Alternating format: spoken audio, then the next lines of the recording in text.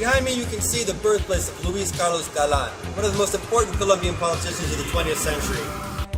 In August of 1989, he was tragically shot at a campaign rally in Soacha. This building was abandoned for the first few years I lived in Bucaramanga, but it's been renovated and recently opened as a museum dedicated to the life and times of Carlos Galán.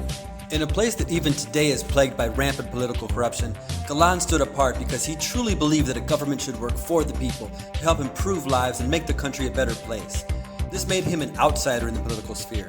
For some Colombian politicians, their entire careers were only prosperous because of the unfair system of cronyism and giving jobs and favors to friends. He ran for president in 1982 and lost. He ran for president again in 1986 and was defeated a second time. But he was a combative politician. He never gave up his fight against the corrupt system. Galán was fiercely anti-corruption, and he was convinced that the first thing you had to do to fight corruption in Colombia was to fight the narcotraficantes.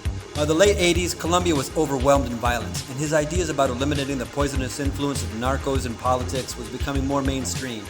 He launched another campaign to run for president again in 1990.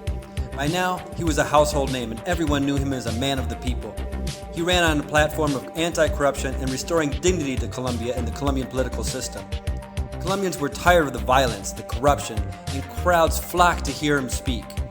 They knew he was fighting for them and saw Galán as the next great hope to make their lives better and finally bring peace and stability to Colombia. Estamos cambiando la conciencia del pueblo colombiano como lo necesita y lo requiere para progresar en verdad, para adquirir dignidad, para adquirir plena conciencia de sus derechos, para no ser una nación marginal, secundaria, para que no le vuelva a dar vergüenza a ningún colombiano al presentar el pasaporte de su patria.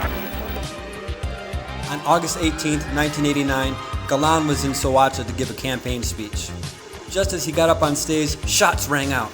He was shot 5 times by a sicario hired by the Medellin cartel. The nation was distraught.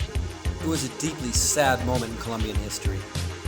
Later, investigations revealed that Galán was the victim of an elaborate plan that involved lots of important figures in the country, including politicians, attorneys, police, military, and of course, narcotraficantes.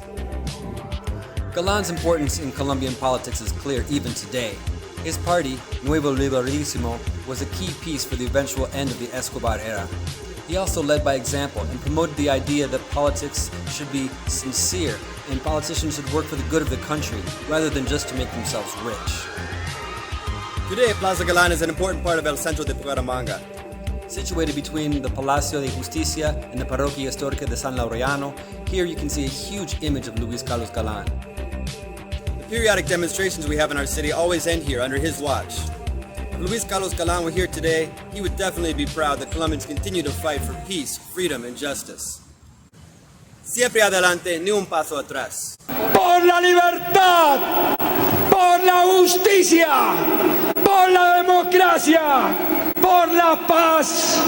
Siempre adelante, ni un paso atrás, y los que fuera menester, sea